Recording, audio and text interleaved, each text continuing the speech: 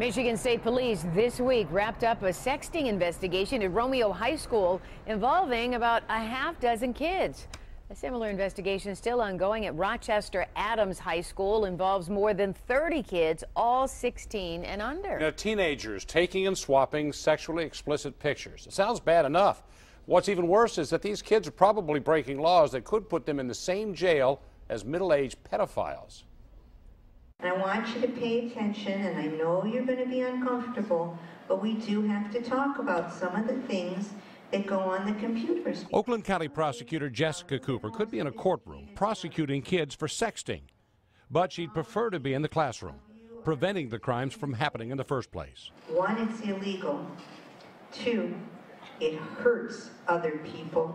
And 3, it can hurt you. And before you think the idea of 6th graders committing sex crimes is unthinkable, consider this. At Rochester Adams High School, 24 girls and 7 boys, all of them 16 and under, are under investigation right now for sexting. Oakland County forensic experts have been digging through their cell phones and computers, uncovering nude and sexually suggestive pictures they've apparently been sending to each other.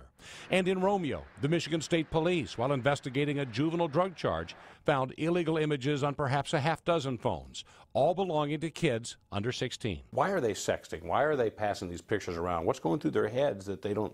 Because their heads are being controlled by their hormones in many instances. But sexting isn't just an adolescent prank. It's a serious crime. Just possessing it is a 4-year felony. Forwarding that picture to somebody under 18, a 7-year felony. Taking an explicit photo of someone under 18 or asking them to take it, a 20-year felony, even if the accused is also under 18, like all the kids in the Romeo and Rochester investigations. Defense attorney Shannon Smith is an expert on sex crimes involving child defendants. Right now, they're being prosecuted under the same law that adult predators and true predators are being prosecuted under, and I think that's a problem. Prosecutor Cooper agrees. Prosecuting children under laws aimed at adult pedophiles is a problem.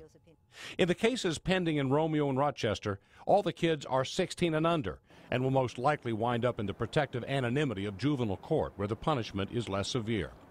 But in many of the sexting cases she's seen, older kids are involved. Do you ever envision charging a 17-year and 18-year-old to a 20-year felony? We will have, and we have had, young people who might be 17 years of age, but when they were 13 and 14 and 15, they were preying on other people, and those are the individuals who may wind up charged. Which is why Cooper prefers to head off the crimes in the classroom rather than prosecuting them in the courtroom.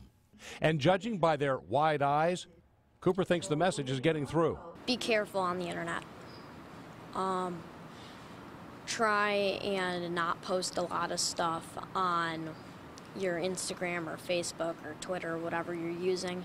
Try and be really careful on that. I thought it was interesting to learn about how many people there are on the internet that aren't real, that they're predators and they're fake and they're trying to find out information about you. Spreading rumors and taking pictures and sending it to people is not a good idea because they can push charges. And if the kids aren't paying attention, well, you might want to consider this. That phone isn't yours. It's your parents'. Cooper explains to her young audiences that their parents or other adults have to sign the contracts that allow them to have phones. There is a crime called the use of the computer to commit a crime.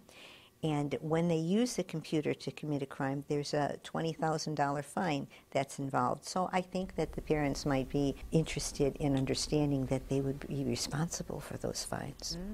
Now, as with the kids, Cooper says her intention is not to prosecute the parents either, but the law is at her disposal, and if the parents and the kids aren't getting the message about sexting, she will use the law and she will prosecute those people. So the lesson here is, don't do it. A lot of parents